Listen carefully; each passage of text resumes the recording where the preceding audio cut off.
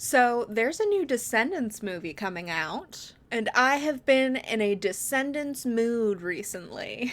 We are on a 24/7 Descendants lockdown. And I thought I'd do a video talking about elements of the original trilogy that I've missed, since that era is ending now. And what I haven't talked about is primarily the Descendants books. Now, there are a lot of Descendants books, but I think the most important is the series of novels by Melissa de la Cruz. And I have them right here. I don't know if you can see, but when I first read these books, I was annotating them, and then when I read them for this video, I switched to ebooks, so that kind of got abandoned. Melissa de la Cruz is a prolific young adult author. When Descendants was in production, the head of Disney Publishing approached Melissa and said, "We're working on a Disney Channel movie about the children of villains. Would you like to write a book for it?" I've been with Disney for over 12 years, and my editor, actually the publisher, asked me to lunch. And I thought, Disney's moved out to California. I'm sure it's just like a girls' lunch. I was looking forward to it. But that morning I had told my agent, you know what I want to do? I want to do a fairy tale retelling. And at lunch, Jean said, we're doing this project about the kids of villains, and it's going to be a Disney Channel original movie, but we think it should also be an original book series. And I said, this is so crazy. I was just telling my agent that I wanted to do fairy tales. I was like, sign me up. I'm in. Disney wanted this first novel to be a prequel to the movie. At this point, the script of the movie was finished, and the movie was going into production. The script had already been written, but they wanted me to kind of flesh out the background of the characters and the story before the story in the movie, because the book is a prequel to the movie. So they gave her the script to work from, and a lot of freedom when it came to the content of the book. She said in an interview about working with Disney, "People would be surprised about how much freedom we have. In telling a story, it's never the big arcs or the big story plots they're worried about. It's small, little things about certain characters or continuity that they would like to preserve. But your imagination is not restricted at all." Which may sound surprising. Disney has a reputation of being pretty controlled with their intellectual property. But this was not surprising to me. One, because I read the books, and I know they gave Melissa a lot of freedom. And two, when I made my video about the Disney Fairies books, I watched interviews with the first author, Gail Carson Levine, and she spoke about working with Disney in a very similar way. So I guess Disney gives their authors a lot of leeway. Each of the Melissa de la Cruz books serves as a prequel/promotion for upcoming Descendants media. So the first book, Isle of the Lost, is a prequel to the first movie. The second book, Return to the Isle of the Lost, is arguably a tie-in to the Wicked World animated series. The third book, Rise of the Isle of the Lost, is a prequel to the second movie. And the fourth book, Escape from the Isle of the Lost, is a prequel to the third movie. The way these books are named is confusing to me. It reminds me of when I was researching the Disney Cruise Line for my video about that, and all of the ships have extremely similar names. Like, these names do not help me remember which one is which. I just know them based on what color the covers are. Green, red, blue, purple. There's also a new book called Beyond the Isle of the Lost that serves as a prequel to the Rise of Red movie. We are not going to be talking about that book today, but I'll talk about it when I talk about that movie, so I can kind of compare them. For now, let's get into the first book. This first book, called The Isle of the Lost, came out in 2015, a few months before the first movie. The book was a New York Times bestseller, which was great for Disney because the book was just advertising for the movie, so they sold a lot of copies of an advertisement. I think selling a book as a marketing strategy is smart because generally parents like it when their kids read. So Disney runs trailers on Disney Channel for this big summer movie, and then when the family goes to Target, the kid sees this tie-in book for the movie, and the kid is like, "Oh my god, this is the tie-in book for the Descendants movie with Dove Cameron from Liv and Maddie." And their parent is just excited that their kid is showing an interest in a book, so they buy it. And I think this book was a smart idea, not just because it sold a lot of copies, but also because Descendants has a pretty weird and complicated premise. And a prequel book would explain the premise, so hopefully by the time kids are watching the movie, the setup wasn't confusing. And it introduces the characters, so kids are already attached to them by the time the movie comes out. And before we talk about the plot of this book, I'm going to give a content warning for neglectful parenting. The book starts with a prologue that takes place 10 years before the events of the movie. So at this point, the Isle has existed for 10 years. All of the villains have been banished from the United States of Oregon to the Isle of the Lost, where they have to live without magic. To live without magic was a sentence worse than death, and some of them were brought back from death, only to be placed on this island. So, they should know. I have discussed before that I think bringing villains back from the dead to put them on a magic prison is 1, cruel, and 2, a poor use of resources and almost certain to backfire. Interestingly, the way Melissa de la Cruz talks about it, she was watching the original Disney movies for research and realized that most of the villains are dead. So she wrote in that line about them being brought back to life. And what was funny in doing my research, watching the old movies, they were all killed off. I had to bring them back to life, because Maleficent gets killed with a sword, and, the evil queen falls off a cliff and is Did they leave that to you to figure out? Just so you can figure that out. Yeah, I don't think they even realized that we had to branch it together, that there had to be a reason why they were all alive and on this island. Right. So, and then I said, what's worse than death? Oh, having to be good. This continues my theory that Disney is sort of unconcerned with the rules of this world. The villains being dead is not addressed in the movies. It only comes up in this prequel book, because the logistics of how all these Disney characters are here doesn't really matter. So in this prologue, it's been 10 years since the Isle was created. So all of our villain kid characters are children. Evie, daughter of the evil queen, is turning 6 years old and having a birthday party. But somehow, Mal, daughter of Maleficent, wasn't invited. So Maleficent shows up at the party and shuts it down and says that Evie and the evil queen are banished and never to show their faces around the Isle again. So then we go to 10 years later, which is 20 years after the Isle was created, which is when the movie takes place. Mal is dreaming that she's in Oregon and having a picnic with a cute boy. But then she wakes up in her bed on the Isle. She lives with Maleficent in Bargain Castle, overlooking the slums of the Isle. The ground floor of Bargain Castle is a shop that sells robes and witch hats that are always 50% off. We describe Mal's morning routine. She gets dressed in her purple-green leather outfit from the movie. The outfit descriptions are very accurate to the movie, which means they must have figured out the costuming by the time this was being written. And they thought the outfits were important enough to describe accurately and in detail for all of the characters. Fun fact about me, I cannot picture things. No visualization or visual memory up in here. So whenever books describe things, I'm like, okay. People say that thing, especially to kids, that reading is like a movie in your head. And as a kid, I was like, no, it's not. It's words. What are you talking about? So the fact that we're describing things to be movie accurate is just funny to me, because for me, it does nothing. But my experience is not universal. Anyways, so then Mal goes to the nearby slop shop for coffee. The coffee shop is run by goblins who were Maleficent's minions. They kept blaming their imprisonment on the island on their allegiance to Maleficent, and it was common knowledge that they kept petitioning King Beast for amnesty, using their flimsy familial ties to the dwarves as proof they didn't belong here. Mal gets a black coffee and runs out without paying. The food on the Isle is always described as gross and unappetizing, like the coffee is sludge and the milk is expired.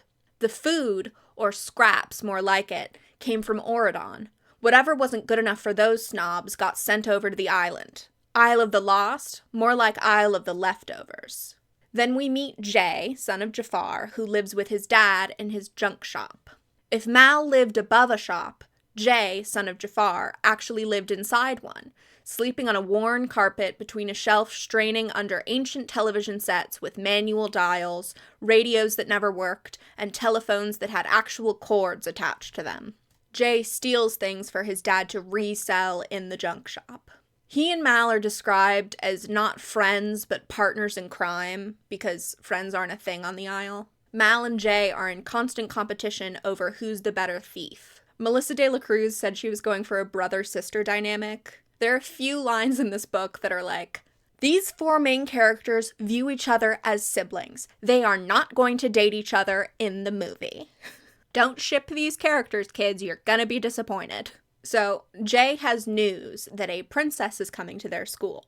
Their school is called Dragon Hall. The princess he's talking about is Evie. And Mal is still upset over that whole birthday party thing from 10 years ago. So she's not happy that Evie is coming to their school. Jay jokingly suggests that Mal should just throw her own party and not invite Evie. But Mal unfortunately thinks that's a great idea. Then we meet Evie, who's been on house arrest with her mother for the past 10 years. Vultures have been delivering baskets of food to them all this time, and the evil queen often talks to herself as though she's the magic mirror. She only cares about her and Evie being beautiful, and Evie feels like she can never be pretty enough. It's been 10 years since they were banished, so the evil queen thinks that's been long enough, and it's safe for Evie to go to school. Evie goes to school and accidentally sits in Mal's spot, which does not help with the whole Mal being mad at her thing. So Evie goes and sits at the back of the class next to Carlos, son of Cruella de Vil. Carlos is tinkering on some sort of machine and tells Evie that Mal just talks a big game, but she's not going to actually do anything. Carlos is very smart, but younger and smaller than his classmates, so he gets bullied. He tells Evie that they're neighbors, and he lives down the street from her. Evie thought that the neighbors were an old lady and her dog, because Cruella speaks to Carlos like he's a dog. Then there's a class called Evil Schemes, and the big assignment is to pull off an evil plan. Mal wants her evil scheme to be pranking Evie. After class, Mal and Jay approach Carlos and Evie. Mal tells Carlos that he has to host a big party at his house and everyone's going to be there, which he's not happy about doing. He doesn't want to do that, but Mal is scary, so he agrees. Then Evie's like, cool, I haven't been to a party in a long time. 10 years. And Mal's like, oh, sorry, you aren't invited. Then Mal and Jay leave. What a cruel, evil plan. To change the subject, Carlos shows Evie his invention. He's trying to make a machine that will be able to break through the barrier and pick up Auradon's radio waves. He wants to see what other TV channels there are, because the Isle only gets the Auradon News Network and the Dungeon Shopping Channel. Meanwhile, in Auradon, Belle and the Beast rule over Auradon. Magic is now discouraged in Auradon. It's always phrased like that, like discouraged, not illegal. And Belle and the Beast encourage hard work instead of spells. Their son, Ben, is going to be crowned king at 16. As was tradition, the firstborn child of the royal household would take the throne of Auradon at 16 years of age. Beast and Belle were ready to retire. Auradon is only a 20-year kingdom, so this cannot be a tradition. That word does not mean what you think it means. Do we mean that the Beast became king when he was 16? Because I don't think that's right either. Anyway, Ben is going to start running council meetings to prepare for being king. This council meeting is about a group called Sidekicks United, which is a group of sidekicks who want better compensation. King Beast says to him, "Be careful about the sidekicks, son. Sooner or later they steal the spotlight." He wants Ben to rule like him, strong and forceful. But Belle says that Ben just has to be himself. Also, Ben had a dream that he was on the Isle with Mal. Back on the Isle, Mal decides that her evil scheme needs to be bigger, so she invites Evie to the party so that she can do something to her there. Carlos manages to scrape together a pretty good party, and everyone's having a good time. At the party, Anthony Tremaine asks Mal to dance, and she says she doesn't dance. Because she did have a reason, a very good reason, to stay clear of any kind of activity that might hint or lead to romance. Her missing father, otherwise known as he who must not be named in Maleficent's presence. Maybe I just like to be alone. Because maybe I'm so tired of my mother looking at me like I'm weak just because I came from her own moment of weakness. Because maybe I need to show her that I'm strong enough and evil enough to prove to her that I'm not like my weak human father. That I could be just like her. Maybe I don't want to dance because I don't want to have anything human about me. So obviously in the third movie, it's revealed that Hades is Mal's dad. But this was written before they had come up with that. I actually like this as an explanation as to Mal's desperation to impress her mom and be seen as evil. Then Evie shows up to the party, and Mal tricks Evie into going into Cruella's storage room and then locks her in. And the storage room is filled with bear traps. Mal and Carlos worked on a school project together in 6th grade, and they both got stuck in there. Carlos still has scars on his leg from one of the traps. Carlos is upset that Mal locked Evie in there, and he goes after her. Evie is able to make it across the room to a door that opens into a fur closet. And Carlos is already in there. He went in from the other side. So I think it's like storage room, fur closet, Cruella's bedroom, and the fur closet is like a Jack and Jill bathroom, like it's connected on both sides. Evie realizes that this fur closet is where Carlos sleeps. And Evie feels bad because even though the evil queen was obsessed with her looks, she always took care of Evie. "Hey," she said softly, "I have an old comforter I never use. I mean, if you get cold and you can't... never mind."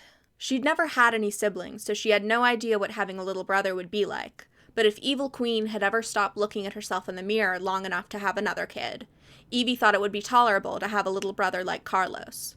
Carlos looked as if he didn't know what to say. "Forget I said anything," Evie said in a rush. No, bring it. I mean, no one's ever cared whether I'm warm or not," he said, blushing red as his voice trailed off. "Not that you care, of course." Then Carlos takes her to his science lab, which is a tree house. Evie helps him tweak his machine, and it works! The television in the treehouse lights up and flickers through a bunch of different shows, which are all references to Disney Channel shows from this era. One of which is Liv and Maddie, which is described as 2 girls who look kind of like Mal with yellow hair. Then his machine goes dead, and Carlos and Evie agree to skip the party and watch TV. Meanwhile, across the aisle, Maleficent's scepter and her raven Diablo come to life. They were, I guess, put on the aisle, but turned to stone, and when Carlos's machine briefly broke through the barrier, that brought in enough magic to awaken them. Back in Auradon, Ben has a council meeting where he meets with the sidekicks. All your faves from Disney movies are here. The 7 dwarves, Ariel's sisters and Flounder in a bathtub, the mice from Cinderella, Genie but with legs. Everyone is wearing a communication device so that they can understand the animals. And the meeting does not go well. Ben tries to say that the sidekicks' petition is being denied, which causes the meeting to devolve as the sidekicks air their grievances. The 7 dwarves say that they have been working for 20 years, and we have been paid zilch for our efforts. And Ben is like, well, you guys have had vacation days and sick days. I still collect everything for Ariel, burbled Flounder. Her treasures have grown, but what do I have to show for any of it? Comrade Flounder. The sidekicks are also upset that they do all the work and they can't use magic anymore. Since the fairy godmother frowns on magic, we mice make all the dresses. By paw! And then the meeting devolves into everyone talking over each other. Ben loses his temper and yells at them that the meeting is over, and all of the sidekicks think that was very rude of him. Back on the aisle, Mal comes home from the party. Maleficent explains to her that her scepter, called the Dragon's Eye, has been awakened. Maleficent thinks that the scepter could give her her powers back and get them off the aisle, and she tells Mal to go get it for her. Mal reluctantly agrees. Mal goes up to her bedroom for the night and stands on her balcony. Jay drops by and she tells him about the scepter, but he doesn't believe it's really on the aisle. Jay goes home and Jafar is sitting and waiting to see what Jay stole during the day. Jafar wants Jay to find a big score that could get them off the aisle. Jay shows his scores, but Jafar thinks it's all garbage. And Jay's like, well, everything on this island is garbage. But then he goes to bed and wonders if the scepter could be his big score. At school the next day, we are reminded of the evil schemes assignment. Jay realizes that a great evil scheme would be to steal Maleficent's scepter, and Mal is told that her evil scheme to prank Evie is not evil enough. Mal remembers her mother saying that touching the scepter would put someone to sleep, so Mal's new evil scheme is to get the scepter and trick Evie into touching it, putting Evie to sleep for 1,000 years. Mal knows that she will need henchmen to help her on her quest to find the scepter, so she goes over to Jay's house to convince him to help her. He doesn't take any convincing, because he's now planning to steal it. They're discussing their plan, and Jafar overhears them. He says that there's a black fortress covered in thorns on the Isle. Mal says that that sounds like Maleficent's true home. It seems like the villains, as well as evil objects and buildings, were brought to the Isle. These things were too dangerous to keep in Auradon, and with magic made impossible by the dome, they are harmless now. The fortress is in a place called Nowhere, and they don't know how to get there. So they plan to go to the restricted school library to see if there's a map. The next day, Jay and Mal are stealing supplies for their quest and talking about the scepter. Mal thinks there might be a hole in the barrier that allowed the scepter to awaken.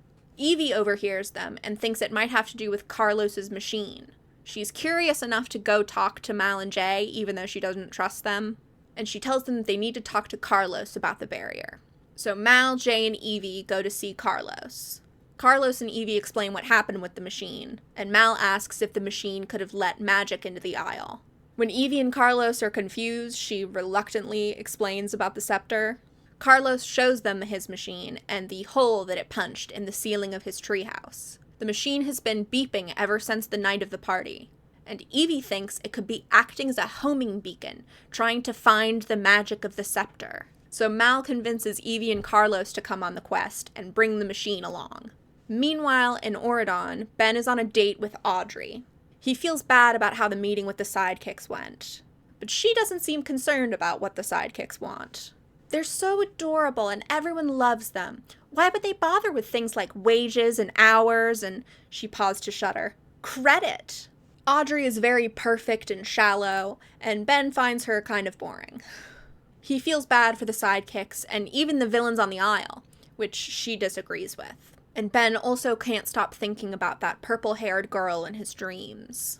Back on the Isle, Carlos makes everyone help with his chores before they go on the quest, because otherwise Cruella will be very upset. Cruella comes home early and only seems concerned about her fur coats, and she makes them wash her car.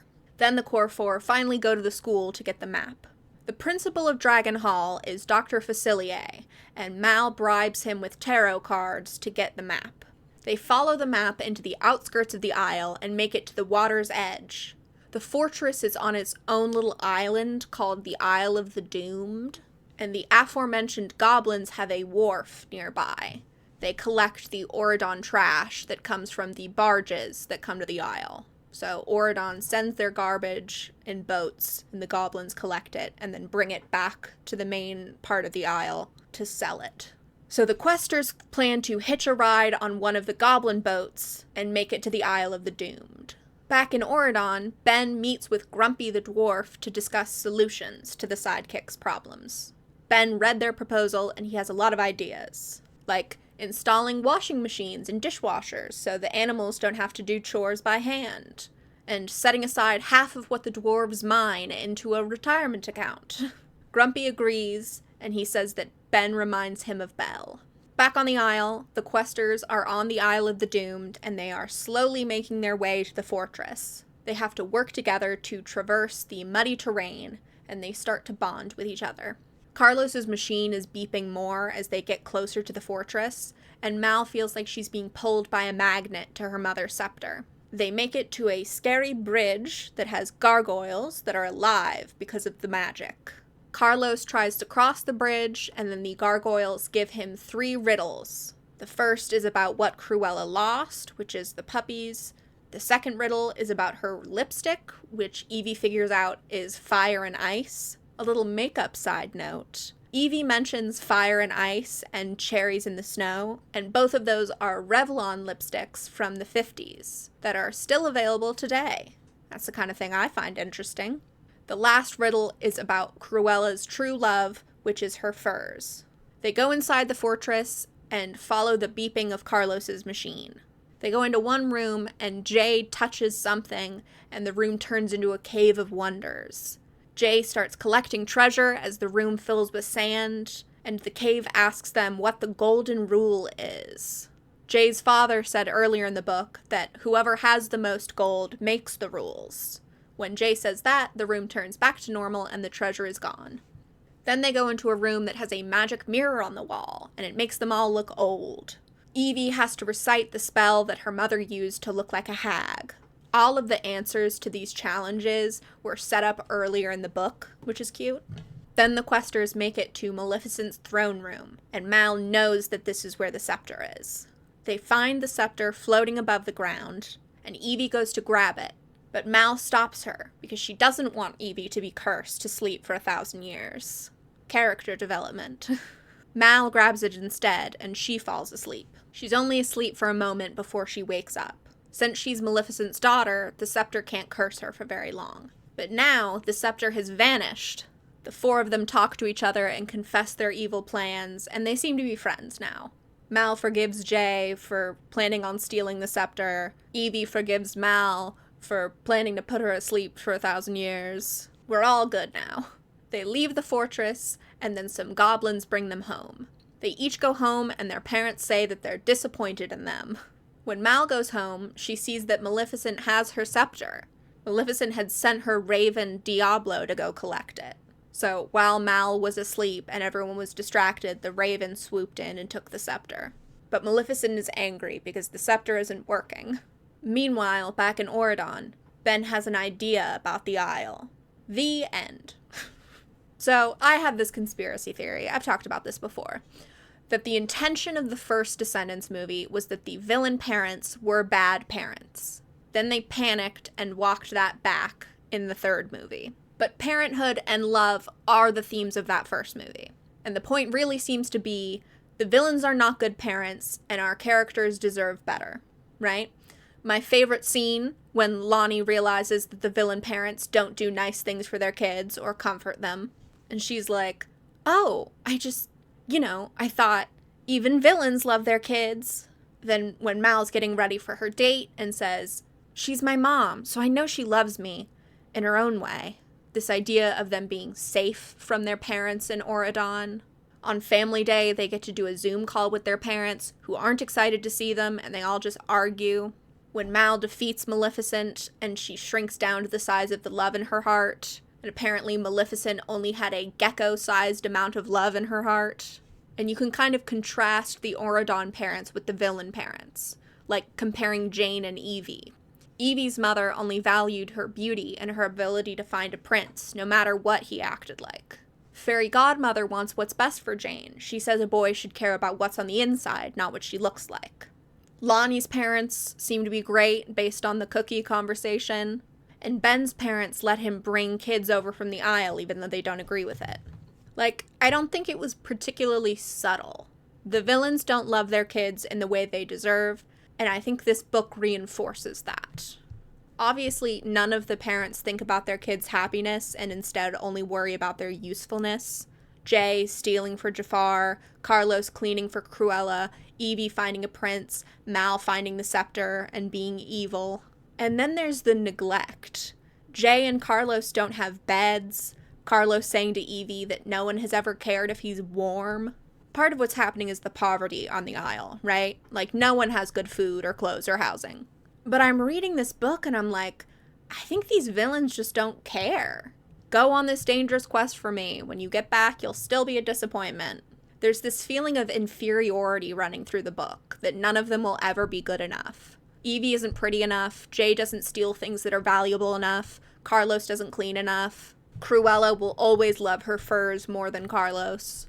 The stuff with Mal and her mother is interesting, because at this point we're saying that Mal has a human father, and Maleficent views Mal as a reminder of weakness. Mal says in the book that her real name is Maleficent, but she has to go by Mal until she's evil enough to earn her full name. Reading this book and watching movie 1, I'm happy the kids escape to Auradon. I support them if they don't want to see their parents. But then Disney drops this parents theme in movie 2, and backpedals in movie 3. In movie 3, the villain kids miss their parents and want to see them again. And we introduce Hades as Mal's dad and give him a redemption arc. I think originally the end of movie 1 was meant to be the end of the parents' arc. The kids moved away from them and defeated Maleficent. Solved that problem, moving on. But when Disney realized they wanted to revisit the parents, it was kind of too late. I think casting Kristen Chenoweth as Maleficent kind of screwed them. Because I'm sure they had the parent actors sign a contract to just be in that first movie. And Kristen Chenoweth is busy. She's not coming back unless they gave her like a ton of money. So instead, we bring in Hades and we give him a redemption arc where he was a bad dad, but now he's trying. I think in a perfect world, the original parents would have had that arc. Just, for like thematic cohesion. I like Hades, but I think it would have worked better as a full circle moment if the original parents got that redemption arc. Primarily Maleficent, because Mal is the main character.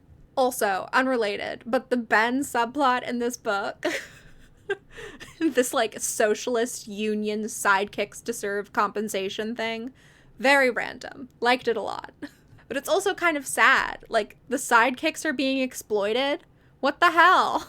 I said this in my first Descendants video, and I maintain that the tone in this book is weird. Like, oh, ha ha ha, Dungeon Shopping Network, the mice are making a union, their parents don't love them. Like, what? So that's the first book, which was followed by the first movie. The first movie came out in 2015, and the second movie in 2017. And there's this period of time between those two movies where they didn't really know what the second movie was going to be yet. So there's a couple pieces of Descendants media between 2015 and 2017 that are kind of their own thing.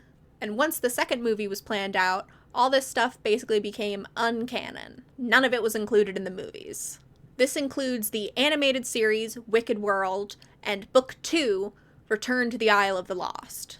Let me talk about Wicked World, because, when else am I going to do that, Wicked World is an animated series consisting of 33 episodes that are each under 5 minutes. They aired between fall 2015 and spring 2017. It's a lot of filler, silly hijinks. The show introduces a few new characters and also puts the main characters in new outfits a couple of times, which means they get to sell new dolls. Which is kind of the whole point of doing animated webisodes, is to sell dolls. There's a new character named Jordan who's Jeannie's daughter. She's snarky and she also has a YouTube channel. I like her a lot. She's funny. Mal accidentally wishes on Jordan's lamp to go back to the Isle. So her, Audrey, Evie, and Ben end up on the Isle. They hide out in a shop and meet Freddie, who is the daughter of Dr. Facilier. Mal realizes that they got to the Isle because of her wish, and wishes that they could ask Jordan for help, which then transports them to Jordan's lamp. Jordan makes them change into genie chic outfits, which is doll line number 1. This also got a live-action music video where Mal sings a cover of Genie in a Bottle. Freddie got transported to the lamp too, because she was in the same room with them. And while they're in the lamp, Ben asks Freddie if she would like to join Ord on prep, and she says yes. Then Jordan kicks everyone out of her lamp. We meet Allie, daughter of Alice in Wonderland. She's quirky and can be a little rude. She's fine. She's not my favorite character in the show. It feels like the writers are trying too hard with her. Then the girls plan a dance and decide that the theme is going to be the Neon Lights Ball, which is doll line number 2. There's various problems getting to the ball, but Jane is able to magic them a pumpkin car to drive there. In this series, Jane is learning magic. At the ball, we learn that when Freddie was brought off the Isle into Jeannie's lamp, so was CJ Hook, daughter of Captain Hook. And she's been behind all of the problems that the girls have been having, like their struggles getting to the ball. CJ is very theatrical and evil and fun. She considers Freddie to be her second, but Freddie thought that they were equal partners. And CJ thinks she's being lame, so she leaves. End of season 1. Then there's going to be a Jubilee. The villain kids are going to receive their birthright jewels, which are magical jewels that everyone receives in a coming-of-age ceremony. The villain kid jewels had been confiscated, but now the villain kids are going to receive them. Except for Mal, because Maleficent hid her jewel on the Isle. Mal and Freddie go to the Isle to try and find the jewel. They can't find it, but Freddie gives Mal a necklace to make her feel better. And the necklace enchants Mal to be evil. She starts spelling her friends, and Evie suspects that something's up. Evil Mal goes to the museum and steals Jafar's staff and gives it to someone, but we don't know who yet. Mal goes back to her room, and Evie realizes that the necklace is making Mal evil. And without the necklace, Mal is back to normal. Then it's time for the Jubilee, which is doll line number 3. Zevon, son of Yzma, is trying to steal the birthright jewels. He explains that he snuck out of the aisle when Freddie and Mal lowered the barrier when they were going to the aisle to look for Mal's jewel, and now he's partnered with CJ to take over Auradon. He shrinks Carlos, Jay, Jane, and Freddie and puts them in Jordan's lamp, and then Zevon crashes the Jubilee to steal the birthright jewels, which can increase the power of Jafar's staff. But the good guys defeat Zevon, and everyone goes to the Jubilee. The end. It's cute for what it is. I like seeing all the characters in more of a low-stakes, slower-paced setting. Some silly character-building filler. I have this theory that Descendants is more targeted at girls, like all the main characters and the villains are girls. The boys are love interests and comic relief, and they don't get as much screen time. And for Wicked World, we get all these new characters who are girls, and Jay, Carlos, and Ben are barely in it, and the boy side characters like Doug and Chad aren't in it at all. Which, you know, if you're using this show to make dolls, that makes sense. Introduce a bunch of girls to wear sparkly dresses. There's elements of this show that show up in the movies. Mal feeling under pressure and wanting to go back to the aisle. Characters visiting the aisle. China Anne McClain is here, voicing Freddie before she played Uma. Zevon jumps through the barrier as it's closing, which becomes a thing in the movies. Then there's stuff that doesn't show up in the movies, like all the new characters, Jane learning magic, casually letting new VKs come over, and the characterization is still very based on that first movie. Evie is portrayed as very girly and shallow, whereas I feel like in movie 2 she's matured a lot. I like that Audrey is just a part of the main friend group in Wicked World. She's overdramatic and shallow and a little rude, but she's just here now. It's fine. This characterization feels very similar to how she was in the Royal Wedding animated special. Audrey's actress wasn't in the second movie because she was doing the Charmed reboot, but this would have been a cute direction for her character. Instead, they went with movie 3 Bitter Audrey, which is also fun. Then there's the second book, Return to the Isle of the Lost, which came out in 2016. So, after the first movie and while Wicked World was airing. The villain kids have been settling into Auradon, but there have been these mysterious earthquakes shaking Auradon. Then, Mal gets a text from an unknown number. You must return to the Isle of the Lost at once, before the new moon rises. Who is this? She texted back, more irritated than scared. You know who I am. I'm M. And Mal decides to go tell her friends about this message. She's concerned that M could refer to Maleficent. And even though at this point Maleficent is a small lizard locked up in Auradon, Mal is still concerned that somehow their parents could be doing something nefarious. Meanwhile, Jay is playing tourney, and he gets a very similar note left in his gym bag.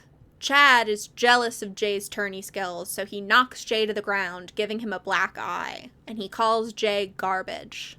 Come on, there's nothing to see here but garbage. Isn't that what you guys used to eat on the island? Our leftovers? Audrey gasped. The poor things, did they really? That's disgusting. So wait, hold on. Do people in Auradon know about the sending garbage to the aisle thing? Chad knows, but Audrey doesn't, so not everyone. But like, are people cool with that? They're not like outraged at the humanitarian crisis going on in the aisle? No? Okay. Also, Jordan, Allie, and Freddie are here from Wicked World. Freddie Facilier was one of the newer Isle kids, who had transferred over as part of the ongoing program to assimilate the villains' kids into the Auradon mainstream. Meanwhile, Ben has a council meeting, and Merlin comes to ask for permission to use magic. There's some kind of monster in Camelot that's taking livestock and setting fires. Merlin wants to use magic to track it down and defeat it. Ben does not grant him permission, but instead is going to come to Camelot to assess the situation. Meanwhile, Evie is looking at her social media accounts on InstaRoyal and Zapchat. She gets an anonymous comment that's the same as the messages that Mal and Jay got. Mal and Evie talk about it, and they're concerned that the messages are from their parents, so they use the magic mirror to check on their parents. The magic mirror shows Maleficent as a lizard in her tank, but it doesn't show the rest of their parents. Mal and Evie go to check on Carlos. He has received the same message, and he's trying to use his computer skills to try and figure out who sent it. Carlos is already on it. He cracks the password to the server that the message was sent from, and then he accesses the dark net. There's a rumor going around that after the dome broke when Maleficent escaped, the Isle of the Lost was able to start up a secret online network of their own. I don't think that's how any of that works, but that's fine. Jay comes in, and they agree that they might have to go to the Isle to investigate. Then Mal checks on her mother, who's locked in a lizard prison, and she asks if Maleficent had anything to do with the messages, but Maleficent does not respond, because she is a lizard. And Freddie is waiting for Mal when she leaves her mother. Mal explains the threatening messages, and Freddie thinks that Mal should go to the Isle to see who's behind it. Meanwhile, Ben goes to Camelot. No one has seen the monster, so Ben and some knights camp out to try and spot it. And on the third night, they see a big purple dragon, which is concerning because Maleficent can also be a big purple dragon. Back with Carlos, he finds a forum on the dark net. There is a group called the Anti-Heroes Movement that has posted a picture of the Core Four with their faces X'd out. The anti-heroes are going to meet Saturday, right before midnight on the new moon at the Evil Queen's house. So the Core Four agree to go to the Isle to check it out, but do so secretly. That means they have to wait to leave until after the tourney game and the castle coming dance that are on Saturday, because it would be suspicious if they didn't go to those. Evie has started making dresses for people, so she made Audrey and Lonnie dresses for the dance. She also made identical replicas for her and Mal to wear when they sneak off to the Isle, so they look like Audrey and Lonnie. Jay plans to use the royal limousine to get them to the Isle and through the barrier, and he plans to use Jordan's genie powers to steal the keys to the limo. They could ask Ben for the keys, but Ben is currently not here and they don't want to bother him. So Jay goes to Jordan's lamp and does an interview for her YouTube show where she asks him about the upcoming tourney game, and he jokingly wishes that he had the keys to the limousine in his pocket. Jordan chides him for making a wish while inside of her lamp, but she forgets about it when there's another earthquake. On Saturday, the boys win the tourney game and the girls have fun at the dance, and they start to drive away in the royal limousine when Ben's carriage parks in the parking lot. Mal gets out of the car, and she and Ben update each other on everything that's been going on. Ben supports them going to the Isle, and he says he'll keep an eye on the Anti-Heroes forum to see if they need backup. And Mal is really worried that the purple dragon is her mom somehow transforming and getting out of her prison. She asks Ben not to hurt the dragon if it is her mother.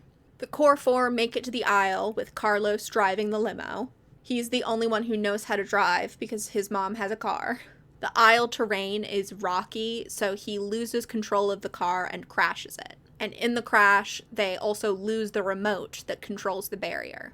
The Core Four change out of their castle-coming formal wear into their normal clothes and step out into the Isle. Mal feels conflicted. She's nostalgic, but also forgot how run down everything is on the Isle. Ben recently set up an embargo on the Isle after Maleficent went through the barrier, so the barges are even more restricted, and the Isle has even less resources than it used to. The Core Four each go check on their parents. Evie and Carlos check the Evil Queen's castle and Cruella's house, but their parents aren't there. But their mom's prized possessions have been left at home, like the Queen's makeup and Cruella's furs. So it seems like they were intending to come back. And Jay checks on the junk shop, but Jafar isn't home. All of them run into other VKs who are acting very weird and cagey. Meanwhile, in Auradon, Ben learns that the dragon has been spotted in Charmington. The three good fairies advise him to find proof that the dragon is Maleficent. So Ben plans to go to Charmington and asks Chad to come with him since it's his home kingdom. Back on the Isle, Mal checks on Maleficent's home. It's been ransacked, but Mal's room was left untouched. Then Mal's childhood friend, Mad Maddie, shows up. She is the granddaughter of Madame Mim from Sword in the Stone. All of the Descendants media that isn't from the movies features a lot of deep cuts. Like, we won't need these characters for the movie, so have at it, Melissa. Maddie explains that everyone thinks Mal defeated her mother. That's why Mal's room was left untouched, because people are afraid of her now. And Mal explains that she didn't intentionally turn her mother into a lizard. Evie and Carlos go to the slop shop for some food, and they find Mal and Maddie there. Mal and Maddie are reminiscing about old pranks, and Maddie refuses to tell them what's going on the Isle. Evie is not pleased with this development. Back in Auradon, Chad and Ben go to Charmington. On the ride over, Ben tells Chad to stop messing with Jay. The Duke of Charmington tells Ben that a purple snake was spotted in a chicken coop in Cinderellasburg. Ben goes to investigate and finds a purple scale in the chicken coop. So he brings it to the fairies in Neverland for them to analyze it. They will be able to identify what creature it came from. Unfortunately for me, none of these fairies are references to the Disney Fairies brand. Back on the Isle, the group finally go to the anti-heroes meeting. And it's a surprise party for them. Carlos's favorite teacher from the Isle is there. It's Yen Sid from the Sorcerer Mickey Fantasia segment. He volunteered to live on the Isle to help the villains live without magic. He was in the first book, but I haven't been mentioning every side character. There's a lot of them. I like how I'm slowly shrinking. What's happening? Yen Sid explains that this club formed out of all of the villain kids who want to be good, and they all love that the core four chose good.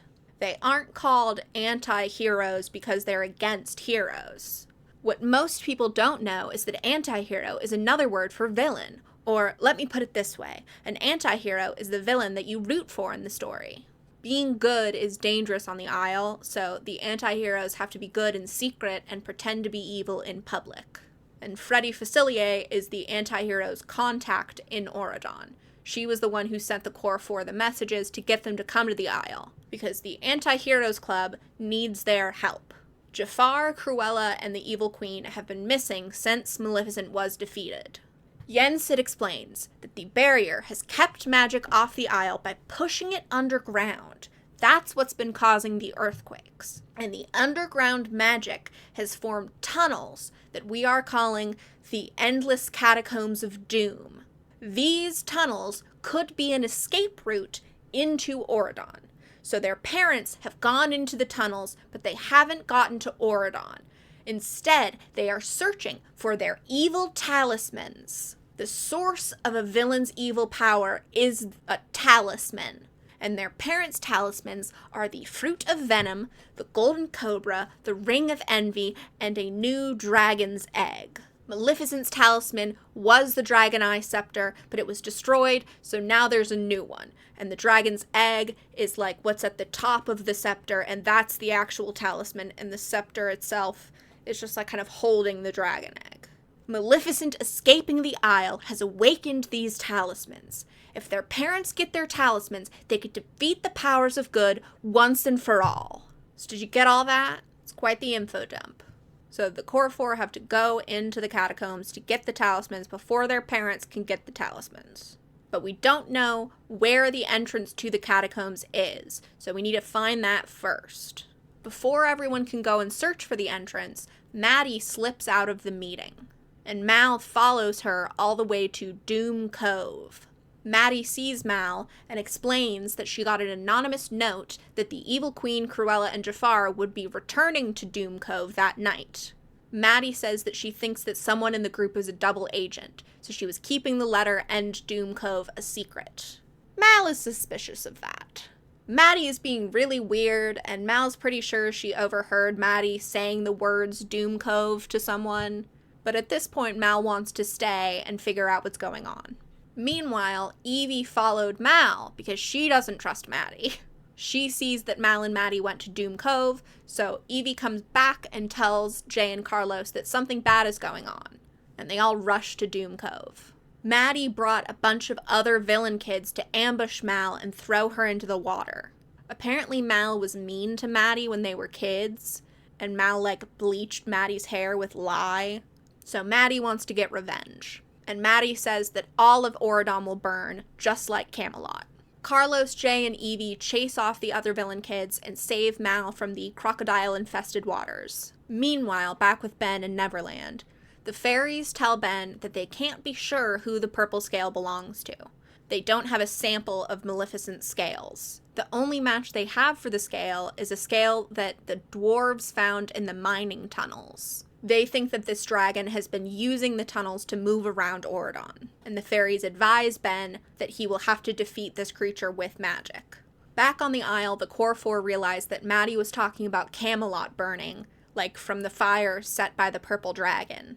But what does she mean? Mal thinks that the entrance to the catacombs might be at Doom Cove, because it seems like the crocodiles were guarding something. So the anti-hero group works together and finds the entrance to the tunnels. The Core Four go into the tunnels to find the talismans. They find where the first talisman is, which is a poison apple tree on a small island surrounded by a toxic lake. They find stepping stones to the island, and Evie climbs the apple tree. She finds the talisman, the golden fruit of venom, but in a trance she takes a bite and falls asleep. The apple makes her envision her worst insecurities, all of her friends abandoning her and laughing at her. But she knows her friends are there for her, and she's able to snap out of it. Then a door appears on the tree trunk and the cavern starts self-destructing. So they all jump through the door into a desert. They walk through the desert bickering until they find a cave. Jay goes in, but a force prevents everyone else from following him, so he has to go in alone. Jay goes into the cave and finds his talisman, the golden cobra, which shows him visions of riches. But Jay says that he doesn't need riches when he has his friends and his life in Auradon. Then the cave turns into another door, and they jump through into a foggy city. Carlos makes it to a shop that sells furs, so he goes in and goes up the elevator to find his mother wearing the Ring of Envy. He's terrified, but knows that he has to face his fears, and takes the talisman from his mother, who was just an illusion. Then the group goes through another door to a foreboding mountain. Mal and her friends climb up the mountain, but then she yells at them to stop so she can do it alone. She finds the dragon egg pretty quickly, but then almost falls down the mountainside. And she's hanging on, but finally admits that she needs help. She calls for her friends, and they rescue her. The four of them, with their talismans, continue on through a tunnel at the base of the mountain. This tunnel connects to an abandoned mining tunnel, and there's clues that their parents have been here, like dropped items like a red lipstick tube and a money pouch. Core 4 continue through the tunnel until there's a sudden beam of light. It's Ben with a flashlight. He, Grumpy, and Merlin are searching for the creature. Suddenly, the tunnel fills with purple mist, and Madame Mim appears. She starts shape-shifting into a bunch of different creatures, including a purple dragon. The Core 4 consider using the talismans to defeat her, but they decide against it, because that would make them no better than their parents. Madame Mim is about to set them on fire, but then Ben jumps in and threatens her with Excalibur. Madame Mim reluctantly turns back into her human form, and Merlin sends her back to the Isle. Then he closes off the tunnel for good and sends everyone back where they belong. "You make a good king, Ben," said Merlin, "and you were right at the end. We didn't need magic to capture the dragon, only diligence and courage, as you have shown." "Thank you," said Ben. "That means a lot coming from you. Although we did need magic to send her back to the Isle of the Lost and to close that passage, and to go home." "Details, details," said Merlin with a smile. "And you needed to threaten someone with a sword. But diligence and courage, all right." Back in Auradon, they agree that Fairy Godmother should neutralize the talismans. Then they use Evie's magic mirror to check on their parents, and discover that they are back on the Isle. Cruella, Jafar, and the Evil Queen were in the tunnels, and when Merlin sent everyone back where they belong, it worked on them too. "In Auradon, we can count on our heroes to protect us," said Ben. "I don't feel like a hero," said Carlos. "That's okay," said Mal with a rueful smile. "Remember what the professor said? We're the villains you root for in the story." The end. So book 2 is a little weird, huh? This convoluted plot of an anti-hero group luring the Core 4 to the Isle to go on a catacomb quest. And then the villain at the end is Madame Mim from the 1963 film Sword in the Stone. There's a Disney Channel ad from Christmas 2016 where Dove Cameron gives Sophia Carson a copy of this book. And I'm just imagining a kid getting this book for Christmas. Who the hell is Madame Mim? It seems like they had started to plan out a couple things, like with Evie making clothes for people, and there's some lines where Carlos seems to have a crush on Jane. The kids going to the Isle using the limo is interesting too. I wonder if they had figured out at that point that the second movie was going to take place on the Isle, or if that was just a coincidence. There was also another book series in this era between movies 1 and 2. The series was called School of Secrets and was based on the Wicked World animated series. There are 5 School of Secrets books, and they were all written by Jessica Brody. Hey everyone, I'm Jessica Brody, author of A Week of Mondays and the forthcoming Addie Bell's Shortcut to Growing Up, and I'm so excited to be officially announcing that I am writing a brand new original series for Disney Press based on the hit Disney Channel original movie, Descendants! These books have plots that feel like they could be TV show episodes. They're not as big and complicated as the Isle of the Lost books, and I also feel like the writing has less silly details. The Isle of the Lost books have a lot of funny dialogue and world-building details, and the School of Secrets books feel a little more simple. Part of that might be the length. The School of Secrets books are all under 200 pages, whereas the Isle of the Lost books are all a little over 300 pages. So maybe the Isle of the Lost books just had more space for silly writing. I only read one School of Secrets book for this video, because the script was getting really long, and these books don't really matter. The books are CJ's Treasure Chase, Allie's Mad Mystery, Lonnie's Warrior Sword, Carlos's Scavenger Hunt, and the one I read, which is Freddie's Shadow Cards. Freddie Facilier's big dream is to become a famous jazz singer. To help her achieve that, she wants to join Auradon Prep's a cappella group, the Auradonnas. But Audrey doesn't want to let Freddie join the group. So Freddie decides she's going to use dark magic to help her get into the a cappella group. Freddie has shadow cards she received from her dad and asks them to help her. They lead her to the tea shop in town that is owned by Allie's mom. Allie is running a fundraiser to raise money for new costumes for the a cappella performance. Freddie makes a deal to help Allie by doing a shadow card reading in exchange for Allie helping her join the Auradonnas. The cards show Allie what to do for the fundraiser, and it's wildly successful. Then Jordan asks Freddie to help her get more views on her web show. Again, the cards are very successful. Then Carlos asks for help doing well in tourney. The cards help him and he does great. But then everything starts backfiring and is now worse than before. Like, it turns out a water pipe was broken at Allie's fundraiser, and now she has to use all the money she raised on repairs. Freddie, Allie, and Jordan get in an argument, and now they're all mad at each other. Freddie thinks that Mama Odie could reverse the magic, so even though they're fighting, the girls go together to find Mama Odie. Instead, they find Mama Odie's daughter, Opal, who is not helpful at all. They go home, and Freddie tries to help fix things without magic. Like, she helps Allie clean up the water from the burst pipe. Then, on the day of the a cappella competition, Allie pretends to be sick so that Freddie can step in last minute. It goes great, and they let Freddie join the team. The end. These books seem perfectly fine. They kind of remind me of Wicked World, silly conflict and some character building, but I feel like that kind of thing is more fun when you have the actors and you get their chemistry together versus just words on a page. In a book format, I'd kind of rather have the convoluted plot and high drama of the Isle of the Lost books. But these are, in fact, 150-page books for children, and I think they're probably great for kids who are into Descendants and wanted more content at their reading level. I can't fault them for that. I just didn't want to read the rest of them. Then, in 2017, Rise of the Isle of the Lost came out. This book is a prequel to the second movie. Uma and Mal used to be best friends when they were little and would terrorize the Isle together. But one day, when they were pranking people on the docks, Mal almost fell into the ocean, and Uma laughed at her. Then Mal angrily dumped a bucket of shrimp on her head, and they've been enemies ever since. Uma was furious when the Core Four got to go to Auradon, and when the barrier went down during Ben's coronation, she unsuccessfully tried to escape the Isle, and she realized what she needs to escape is her own crew. Back in Auradon, the Core Four and Ben are at a festival at the seaside, Ariel and Eric's kingdom. When a sudden storm blows in, they all head back to Auradon Prep. This is shortly after the events of the second book, so the Core Four still have their parents' evil talismans, and they finally go to Fairy Godmother to get the talismans destroyed. Unbeknownst to them, the magic released from destroying the talismans briefly brings down the barrier, and something in the ocean floats from the Auradon side to the Isle side of the water.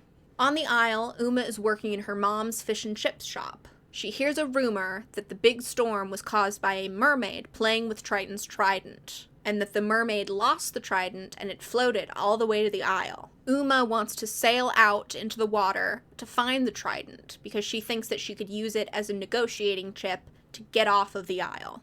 Back in Auradon, we're setting up some of the movie conflict with Mal and Ben. She's relying on magic and overwhelmed with the duties of being the king's girlfriend. Like, she uses a spell to go back in time to avoid being late for class. It only turns back time to the top of the hour, and only if it's been less than 15 minutes. More than that, nothing happens, as I discovered the other day when I was late and got detention, she said in an aggrieved tone. Ben gets called away to settle a dispute between Agrabah and Northern Wei, which is where Mulan is from. We don't want to call it China, because then we're saying that real-world countries exist, and that's confusing. So any place that's a real-world place gets changed into a fictional place. Back on the Isle, Uma tells her friend Harry Hook that she needs a ship. Conveniently, Captain Hook is holding a boat race, and whoever wins that boat race gets a pirate ship called the Lost Revenge. Harry and Uma agree that if Uma wins, Harry will be her first mate, and if Harry wins, then Uma will be his first mate. Back in Auradon, Carlos has a crush on Jane, and he encourages her to try out for the cheer team. I realize the way that I phrased that makes it sound like he has a crush on her and wants her to be a cheerleader for, like, a creepy reason or something. That's not what I mean. I just mean, like, he has a crush on her and is spending time with her and is, like, being nice to her. Not that he, like, wants to see her in a cheer costume. In the first movie, Jane wore the school mascot costume, and in the second movie, she was a cheerleader, so this is sort of explaining that jump. Then Mal gets an emergency text from Evie, and she meets up with Evie to see what's wrong. Apparently, Ariel's daughter, Arabella, was the one who tried to use Triton's trident, and she's asking them to help her find it. Back on the Isle, Uma wins the boat race, Harry is her first mate, and Gil, son of Gaston, is going to join their crew. The boat race scene is a long scene. Back in Auradon, Jay wants to try out for the fencing team, but he needs practice. Lonnie's older brother, Lil Shang, is helping him. Everyone who's deep enough in the Descendants fandom to know about these books agrees that Lil Shang is a stupid name, but that's what his name is. Then Mal, Evie, and Carlos burst in. Evie and Mal explain the trident situation to the boys, and they use the magic mirror to find where the trident is. It seems to be near the Isle of the Doomed. Then they use the mirror to see if anyone else is trying to find the trident. And I guess word has gotten around, because everyone on the Isle is trying to find it. Then, back on the Isle, Uma learns that the pieces of her mother's shell necklace are still on the Isle, and her mother's necklace has the ability to call upon Trident's trident. Yen Sid, the teacher from the last book, knows the location of the pieces of the necklace. So Uma has her crew investigate, and they find out that Yen Sid brought his apprentice to the Isle with him. For a split second, I thought they were talking about Mickey Mouse. But no, apparently Yen Sid has an intern named Sophie. You've heard of an unpaid internship. What about a prison island internship? Gil is tasked with getting Sophie to come to the chip shop that night so that they can interrogate her. He asks Sophie on a date and then says that Uma has something magical to show her.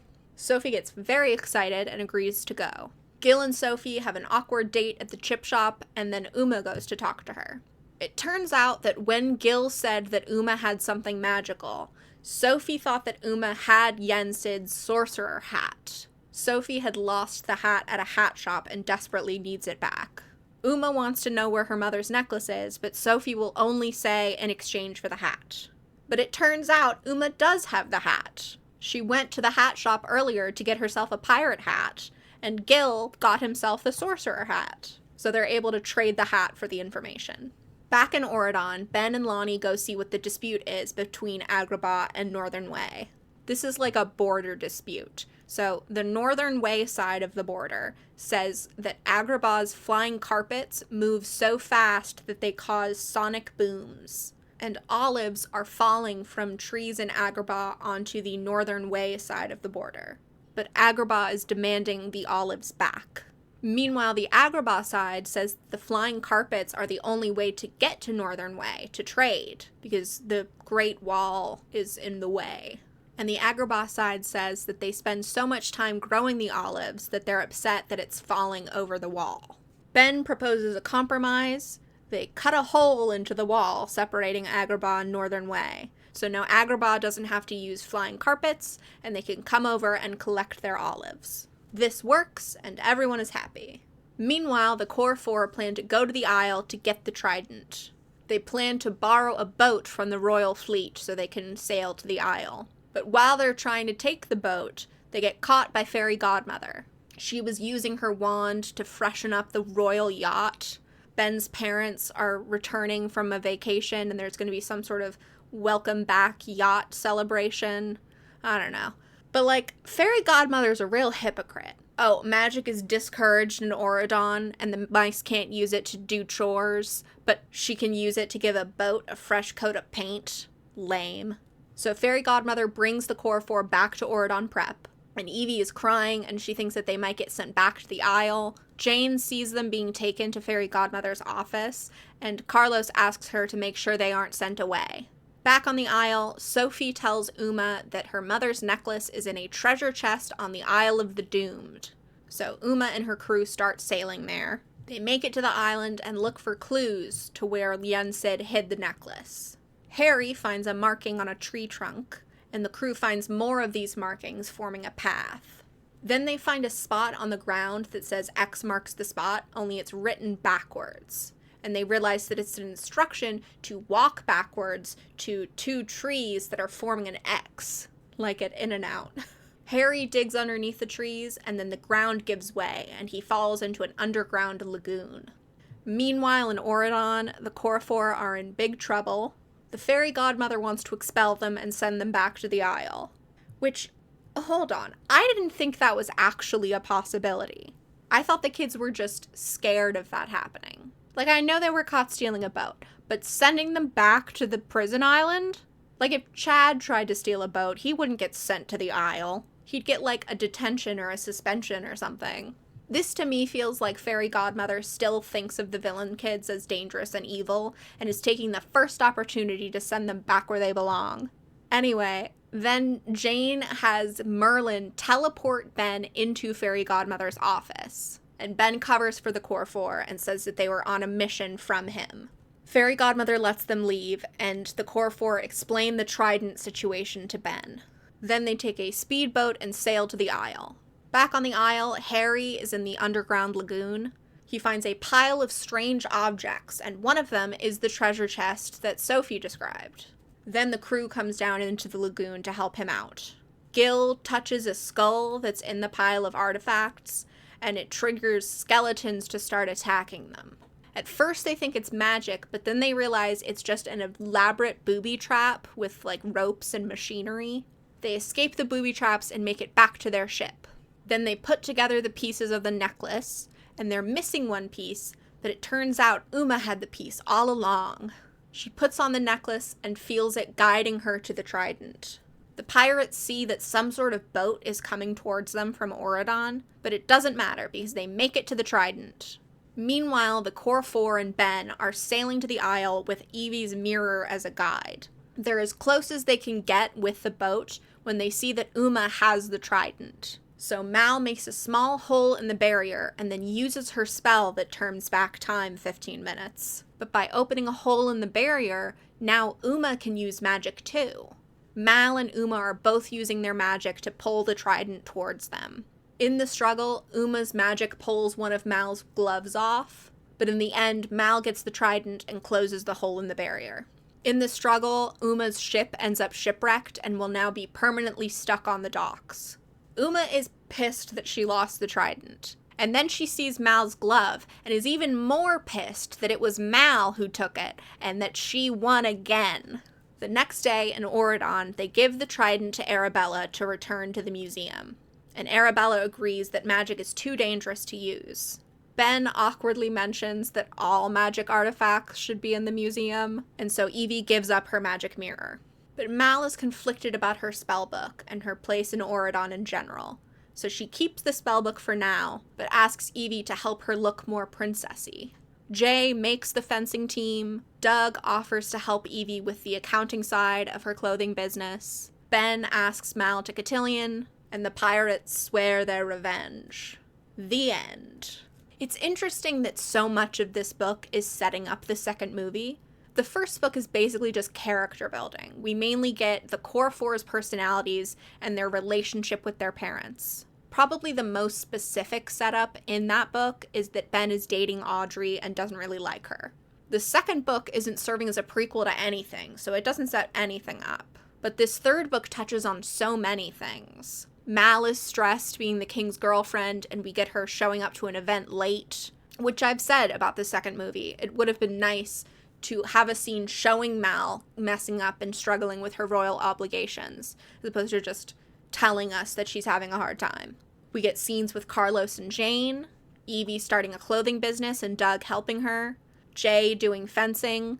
We even allude to Lonnie not being allowed to join the team. Evie gives up her magic mirror, Mal gets a makeover to look more Auradon, and we get introduced to the pirates and learn that they want to escape the Isle. Basically everything in the second movie is set up in this book, which was so weird to read because those other books weren't doing that. And I was reading these books after I've watched the movies multiple times, so I was reading this book like, oh my god, just like in the movie! But the intended experience would be to read that book first when it came out and then watch the movie after that. In 2019, Escape from the Isle of the Lost came out. It serves as a prequel to the third movie. We see that Hades is on the Isle of the Lost and wants to escape. Meanwhile, in Auradon, Mal is asked to go on diplomatic visits to all of the regions of Auradon. The list of kingdoms includes everywhere except the Isle of the Lost. She asks if she can make a visit to the Isle because she wants them to be included.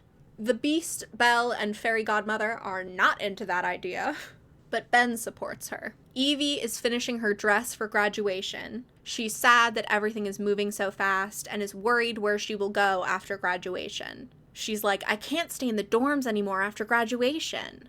Hey, Ben, had you thought about where your 4 Isle refugee friends are gonna live? There's no plan? Cool. Jay, Evie, and Mal are graduating, and Carlos has 1 more year of school. We also learn that Ben is trying to bring more kids over from the Isle, but no one from the Isle has applied. Well, except for Dizzy. Doug suggests that they need a recruitment strategy. Once they hear more about how you, Jay, Carlos, and Mal have grown at Auradon Prep, they'll be inspired to join you guys. Maybe it won't be so scary if they know they'll be welcome here. Also, Doug has long hair now. The Core 4 go to tell Ben about their plan to increase recruitment for the VK program. They want to put posters of themselves on the Isle. Kind of aspirational, like, you too could grow up to be Mal. They also want to go to the Isle as part of Mal's diplomatic visits. Ben is supportive, but he's worried about the logistics. But we can't take everyone from the Isle of the Lost. Where would they live? And who would mentor them? We need to figure out exactly how many kids we can bring over. There's a lot to plan before this happens. So Ben agrees to bring 4 more kids over. And Mal and Ben convince Ben's parents and Fairy Godmother to let the Core 4 make a visit to the Isle. Meanwhile, Uma has been swimming around and looking for a hole in the barrier. Even though she has her mom's shell necklace and is outside of the barrier, so she has access to magic, she isn't strong enough to make a hole in the barrier by herself. Back in Auradon, the senior class is participating in a tradition called the Senior Quest. It is a scavenger hunt organized by the juniors. Jay and Lonnie, Mal and Ben, and Evie and Doug are each teams. They all do well and make it to the finish line, and the last thing on the quest list is to kiss a prince, and so all the girls kiss Ben on the cheek. But Ben is technically a king, so none of them win. Chad makes it to the finish line and kisses his own hand, so he wins. Back with Uma, she is swimming and hears rock music coming from underground. Since she can shapeshift into a giant sea monster, she figures she can also shapeshift into a tiny little fish. So she shrinks herself down and swims through a crack in the rocks.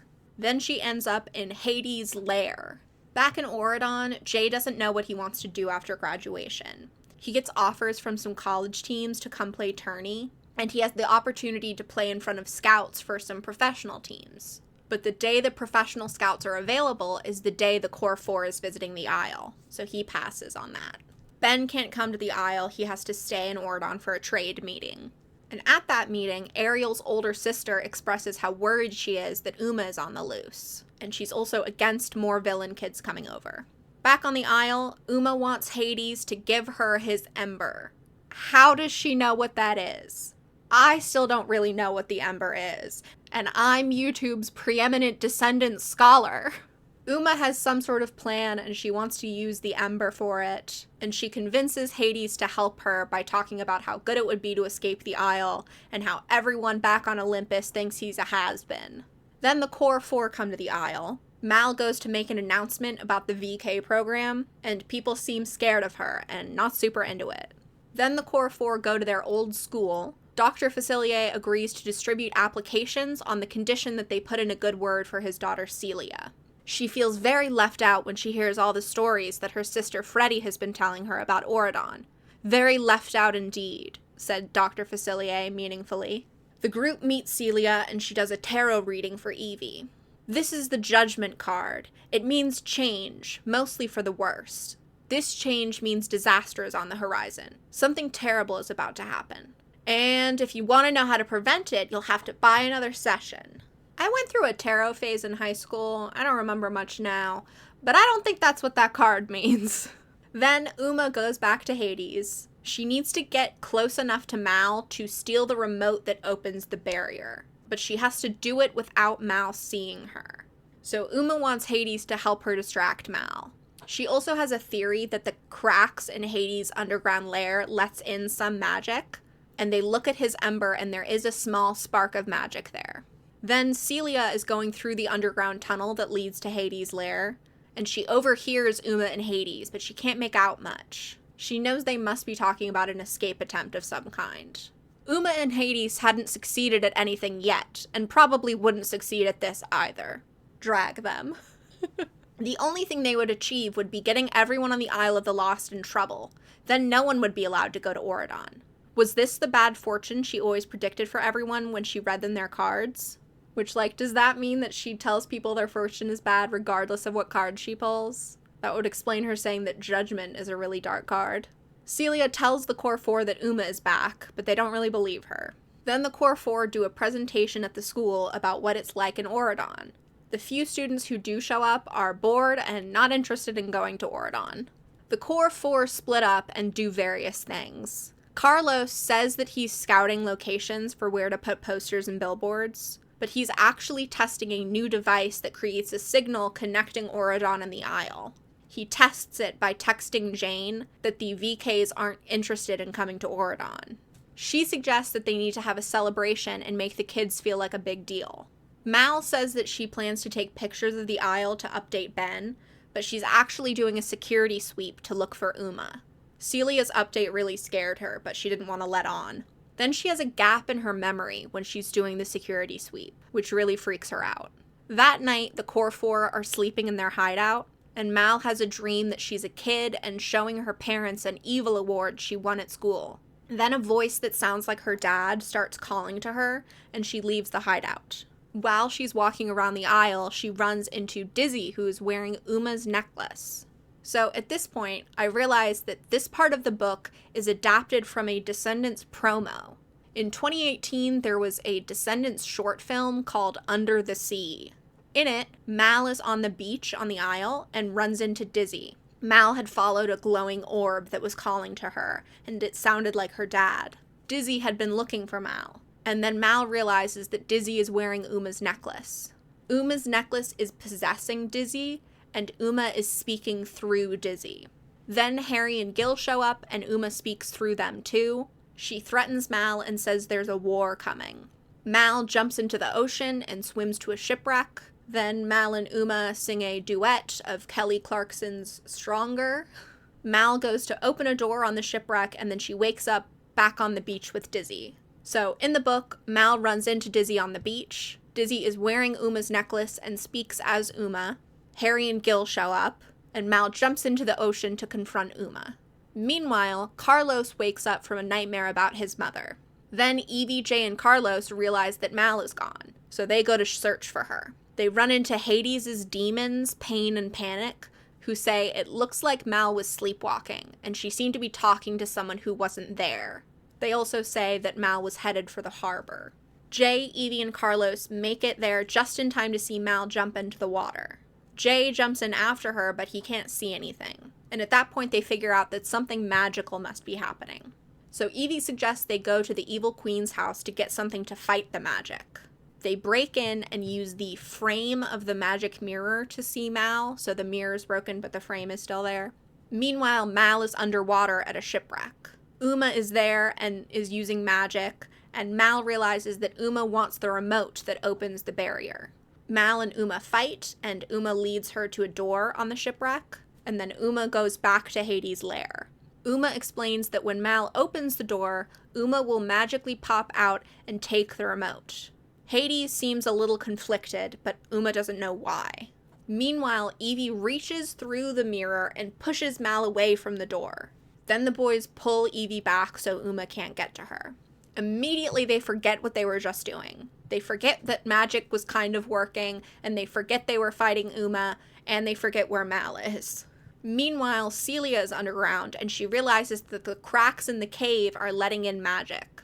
She uses her own magic to repair the cracks in the stone. Then Mal wakes up on the beach. She can't really remember what happened.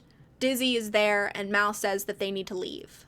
This whole section was kind of hard for me to follow. I think because it was an adaptation of a short film / Kelly Clarkson music video, so it was just kind of confusing and didn't translate super well. I was kind of confused.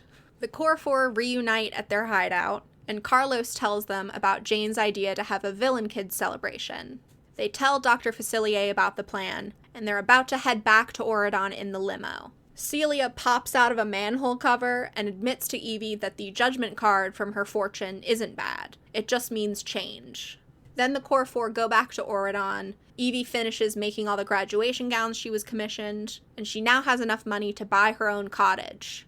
She says that the new VKs can stay with her while the first-year dorms are under construction. Jay gets into Sherwood Forest College, and Lonnie is going to play sports professionally. At graduation, Jane and Carlos have set up a live stream so the kids in Auradon can watch Mal, Evie, and Jay graduate. That was the device that Carlos was working on. Mal gives a speech at graduation where she says that she wasn't initially on board with Auradon. She confesses that she spelled Ben and tried to steal Fairy Godmother's wand, but now she knows that she can be good, even though she's from the Isle, and that change is a good thing. Back on the Isle, Uma wakes up after her fight with Mal. She goes to swim back into Hades' lair, but all the cracks in the rock are gone. That washed-up rock god had double-crossed her. But why? Was he on Mal's side now? What was that all about? This was all Mal's doing. She had won again. But one day, Uma vowed, she would have her revenge. She would show that purple-haired punk once and for all. Mal would never forget the name of the person who ruled the Isle of the Lost, the one who would bring Auradon to its knees. Uma. The end. Just like the third book, this book really sets up a lot of things that are in the next movie, and there are some explanations for things that aren't addressed in the movie. Like, I had wondered how old they're supposed to be in the third movie. In the movie, it's just like, Ben and Mal are getting married, and Evie has a house now. Who knows where they are in life? Then with bringing over more VKs, I feel like there are a lot of logistical concerns, which Ben brings up in this book. And apparently the reason that the villain kids are staying at Evie's house is because the first-year dorms are temporarily closed. These two books answer some questions I had from the movies, which is cool. I like things being addressed. But, like, it doesn't matter if you address those things in a book, because most people are not going to read the book, and they're not going to know that the books have additional necessary information. I was reading these books and I was like, ugh, I mentioned this problem in my Descendants videos, but it turns out the answer was here the whole time. And then I was like, wait, hold on. This isn't on me. It's not my responsibility to read supplemental materials to make a movie make sense. The movie should make sense on its own. I shouldn't need to purchase a DLC pack for my Disney Channel original movie. And then I'm wondering about the inclusion of the Under the Sea short film. It makes up the climax of the book. I wonder if Disney was like, hey Melissa, find a way to include this. Or if Melissa independently wanted to use it as a jumping off point to build the book around that. These books were very fun. The writing style is very silly, which grew on me. In my first ever Descendants video, I started the first book and I wasn't into it. I think because the first and second books are just quests that aren't relevant to anything, and the first book in particular has kind of odd pacing. But the more I read these books, the more I was able to get into them. And then let me talk about one other thing, because this is kind of my last hurrah of the original Descendants content. There's a Descendants musical. I'm sure you're thinking, but Descendants is a musical. No, a stage musical.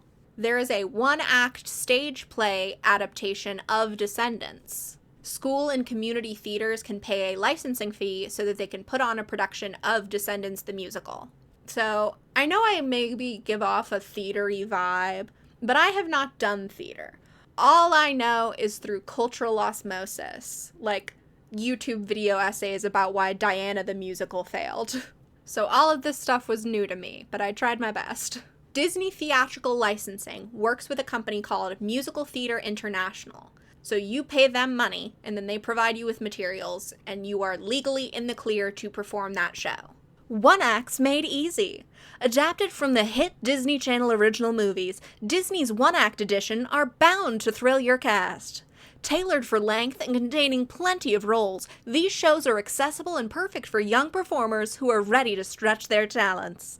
Flat rate licensing is available for accredited schools K-9 and qualifying groups, and includes 30 libretto/vocal books, 1 piano/vocal score, reference recording, and performance accompaniment tracks. The ability to perform the show as many times as you like in a calendar year.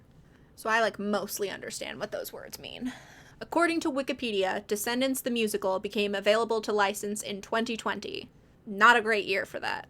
I've been aware of it for a while. There are recordings of the musical on YouTube that I stumbled across, probably when I was doing my first Descendants video. And I saw these and I was like, oh, it's a stage version of the first movie. But it's more than that. They've changed it. I've gotten a few comments about Descendants the musical and how it fixes things from the original movies. And so I looked into it. I read the script, or the libretto vocal book, and I watched one of the recordings that's up on YouTube on 2x speed. And I watched bits and pieces of a lot of other recordings.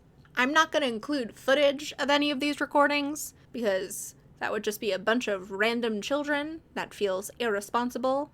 If you want to go watch them on your own, you have to promise me that you will not leave mean comments. That would be such a lame and awful thing to do, and I would be so pissed. Pinky swear. Okay.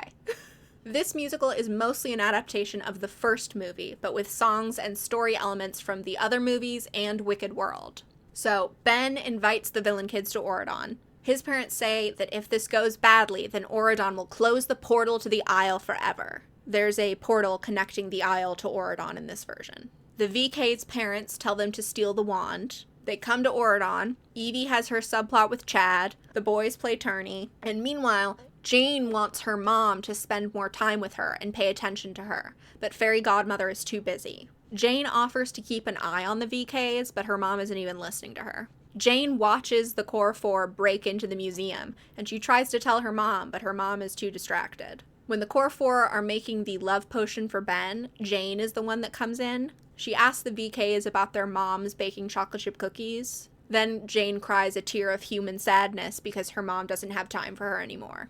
Mal love potions Ben. Then Ben and Mal go on their date, and he finds her spell book. They argue about it, and she runs away to the Isle. So that's bringing in movie 2. Everyone goes to the Isle to get Mal to come back, but Maleficent comes in. Mal distracts her. She tells Maleficent that she love potioned Ben so she can steal the wand at coronation. Everyone else sneaks away and jumps through the portal back to Auradon.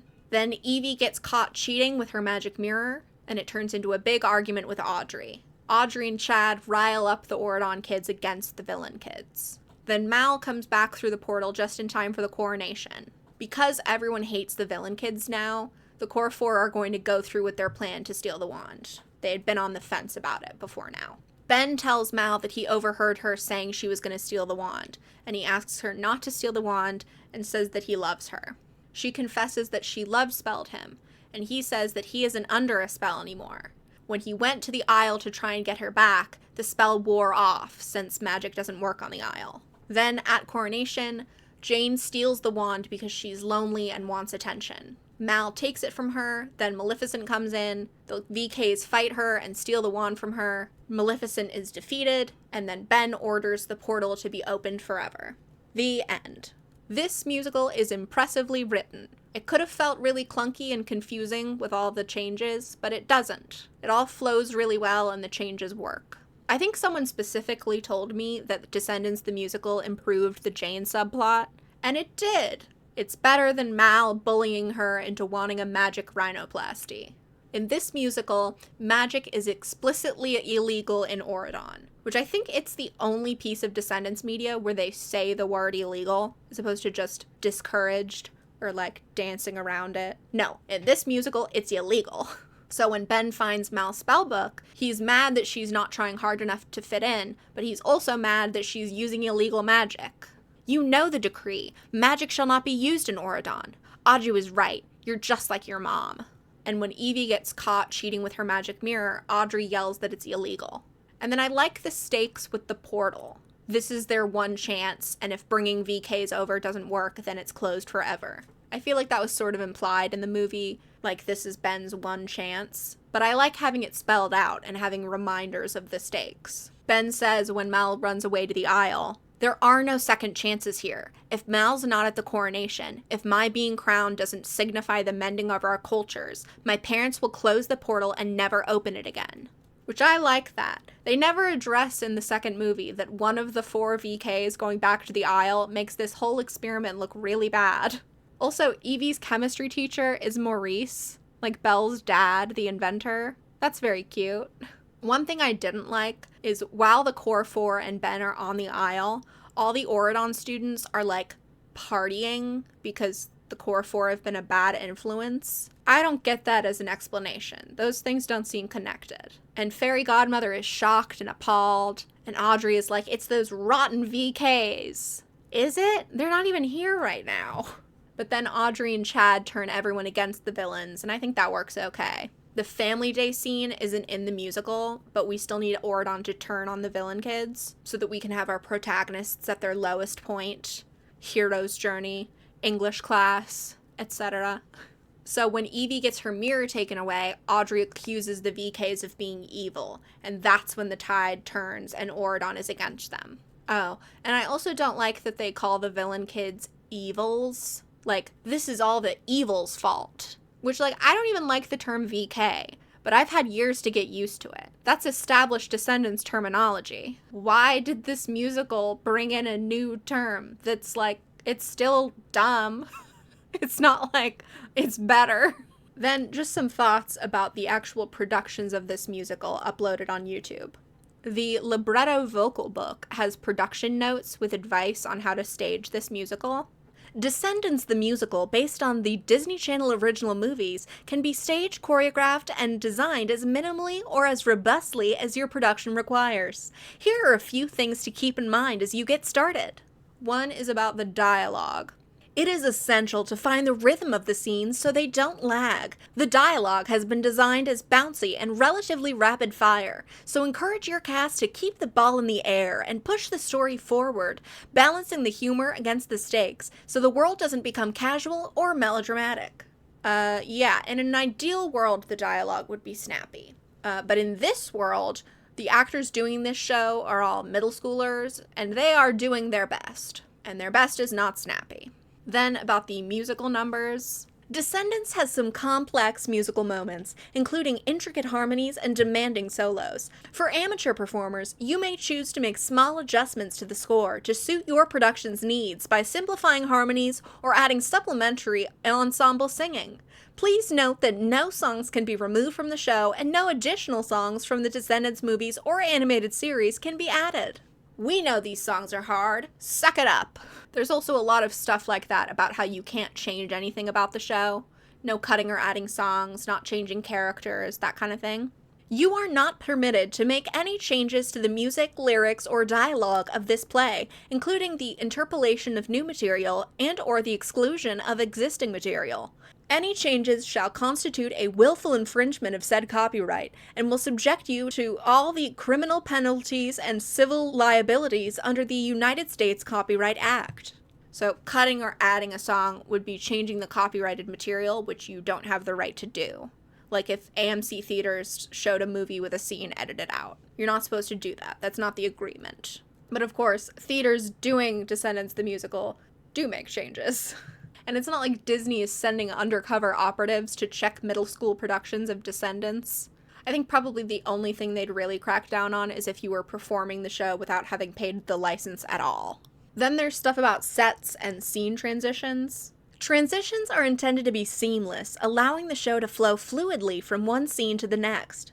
To achieve this, you may choose to create one backdrop that remains in place throughout the show, suggesting the many locations through minimal, easily movable set pieces and props, rather than large, cumbersome scenery.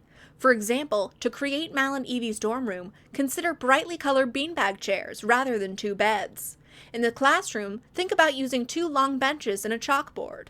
All of these production notes feel like Disney licensing is being very passive-aggressive. Here's some things to keep in mind. Try to make it good. We know you were probably going to do a bad job, but try not doing that. It's crazy to me that someone had to write these materials for theaters to use, but then once the theaters can license it, it's out of their control. Like, hopefully the random middle school doing this show does a halfway decent job. There's nothing we can do now. Theater seems like a lot of work. Like, obviously I know theater is a lot of work in the sense of, like, putting on the show, like sets and costumes and choreography and lighting and all that stuff. But I had never thought of the more administrative stuff. Creating a show and the materials and licensing and what is appropriate for different age groups and how can it work for different budgets and how many parts will the show have and how flexible is the casting, and then a theater teacher picking the show and licensing it and having to execute it. Fascinating. So that's the musical. So with that, I have now covered basically everything about the original era of Descendants, and it only took me 3 very long videos. But I did it. I finally read those books. What about you? Do you have any memories of reading these books? I'd love to know if people read them when they came out. Like, read The Isle of the Lost before the movie came out. That sounds so fun. I can't believe I get to do that with Rise of Red. And then, did anyone participate in a production of Descendants the musical? Did you follow the passive-aggressive production notes? Thank you so much for watching. If you enjoyed this video, you can subscribe. I'm Sarah Seraph on all social media, even if I don't post much. I don't know how to end a YouTube video. So, bye!